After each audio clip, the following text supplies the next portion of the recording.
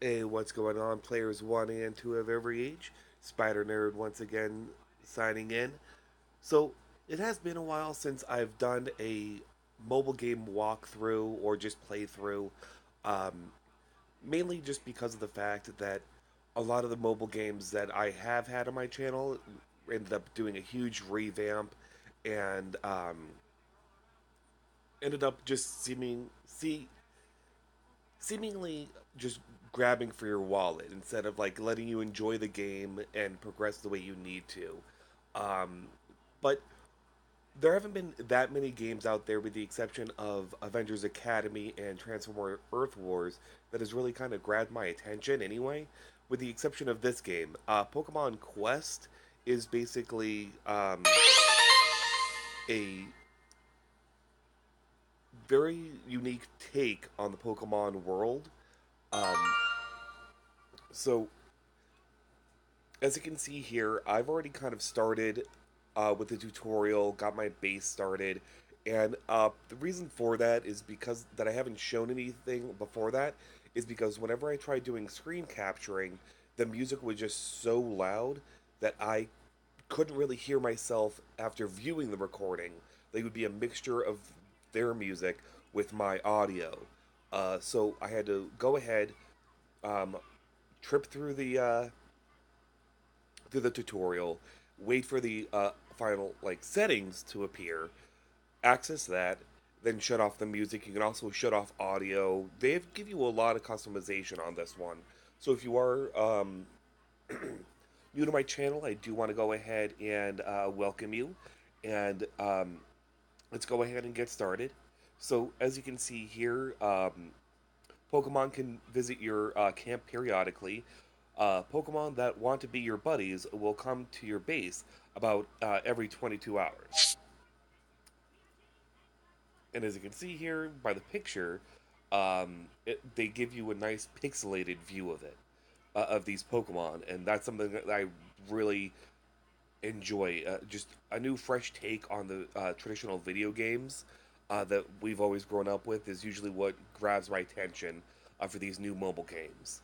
So, moving forward, if you've encountered a rare Pokemon during an expedition, there's a chance it might come to visit your base too.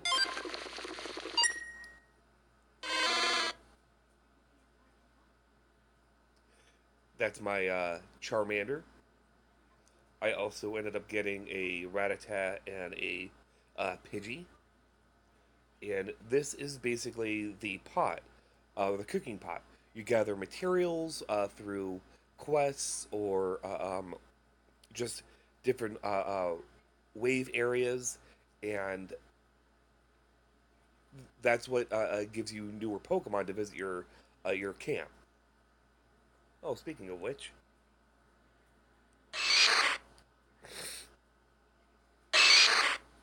nice. All right, we got Monchop.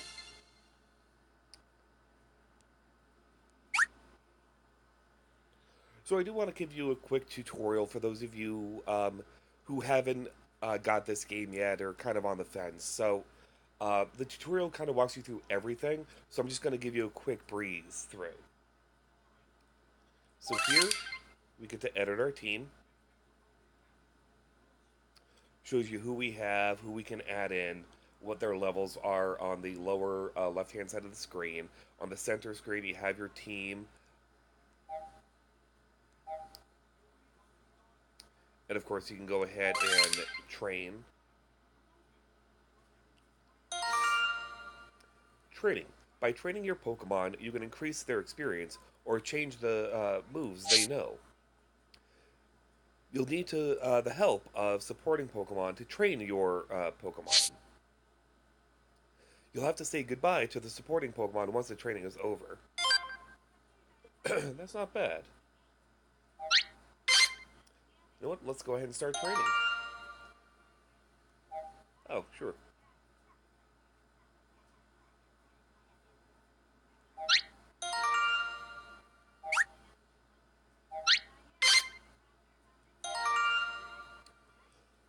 Pokemon can gain experience from leveling up training. Would you like to start training? Nope. Pokemon that help with the training will leave.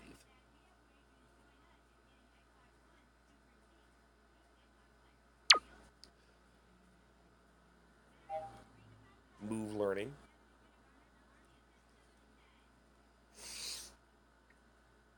Excuse me, by the way, I'm actually battling a cold. Yeah, let's start trading, see what happens. Oh, that wasn't that bad. I thought it'd be a little bit faster. Oh well. Alright. So, as you guys can see here, this is your power charms. Your power charms basically help increase your health, your strength, and I believe that's pretty much it. Your HP and attack power, pretty much. Um, you can auto set.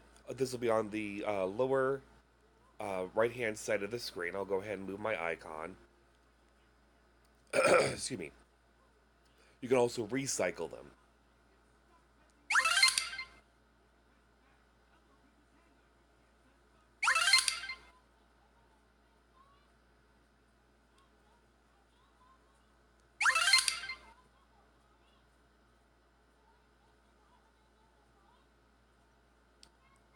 All right, let's see what we have here in the cooking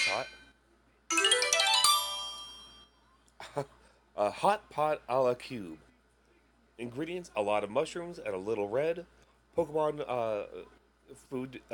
This is the favorite food of fire type. And we just, ooh, I already know who this is. Vulpix! And now we have Vulpix added to our team. Well, as a buddy, then we can add her to our team later.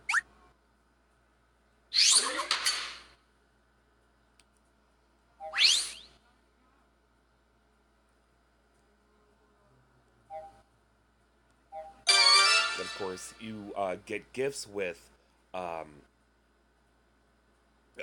completing main quests as well as challenges that can be found here on this tab. And this is basically just mind-numbingly grinding. You're just enjoying your day, but you have a little bit of downtime. You can go ahead and run a few quests or and rerun them so that way you can get better items.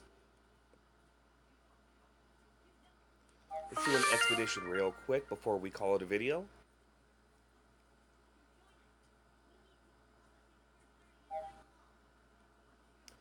So basically, as you see here, your strength type, you up to 200. I'm all the way over to the very end at 850. I'll be doing a short little boss video once my team is strong enough, just to kind of show you guys how strong my team is. But let's go ahead and do a previous expedition.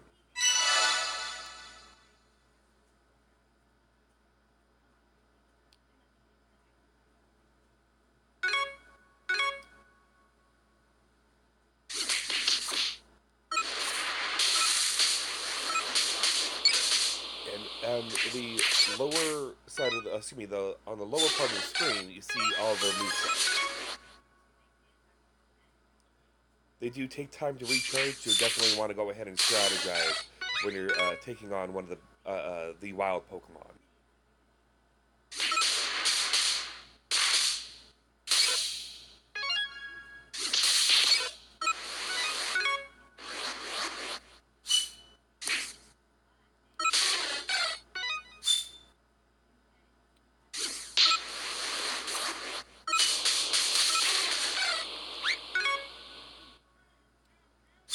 Nice, Growlithe.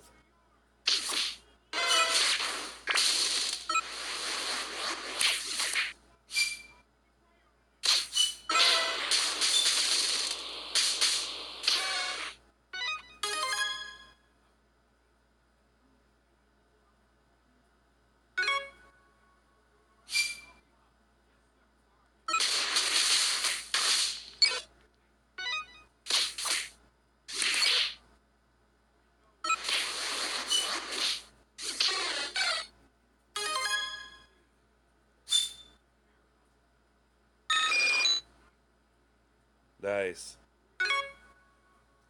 And a nice little change of pace for most of these wave grinding games is that when you revisit the expeditions, they usually give you newer Pokemon. Because Pidgeotto, when I last did this expedition, wasn't there.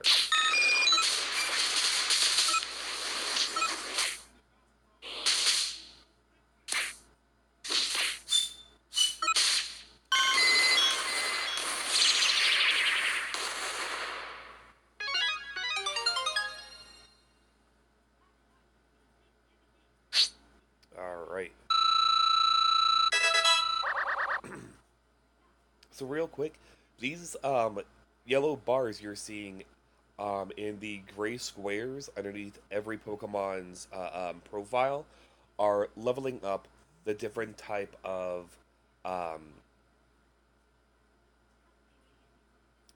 the charms that you can add to it. Sorry, the name kind of escaped me. Um, so when you level up, that unlocks a new slot for newer charms, so you can make your Pokemon stronger or more resilient against damage. So I got a lot of red elements, acorns, raspberries, as well as mushrooms. I got one black mushroom and one black square. I don't know exactly what that is yet. I also got a mighty stone.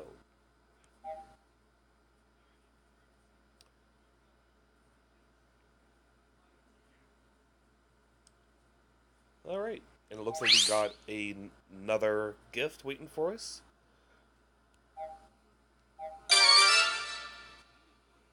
By the way, these looks like the Poke tickets are your currency, and it seems like this game, at least for the first couple of weeks of its launch, is going to be very generous with them. But of course, if you ever want to go ahead and give yourself a little bit of an advantage in the game, there's no multiplayer, so you don't have to, so other people don't have to feel like this game is only favoring the super rich or anything like that, like most of these types of games, which is great. Um, like, no.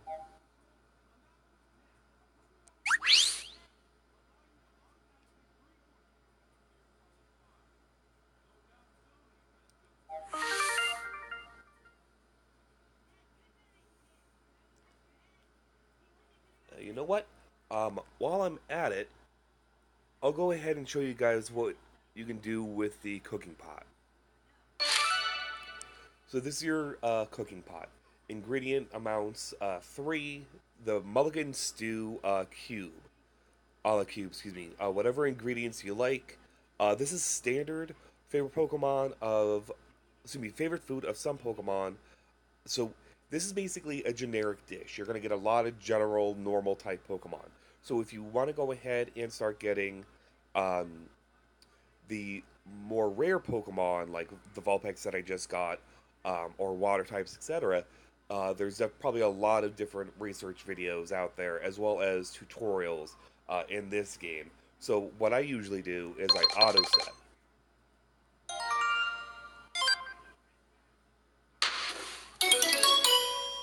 All right, and now we're cooking.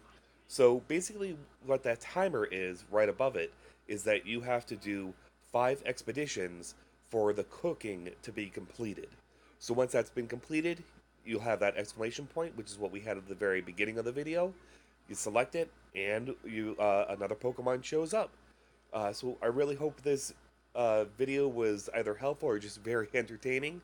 Um, I'll go ahead and end it here. But as always, have yourself a wonderful week, guys. Hope you guys have a wonderful 4th of July tomorrow. But this will be Spider Nerd signing out. Later.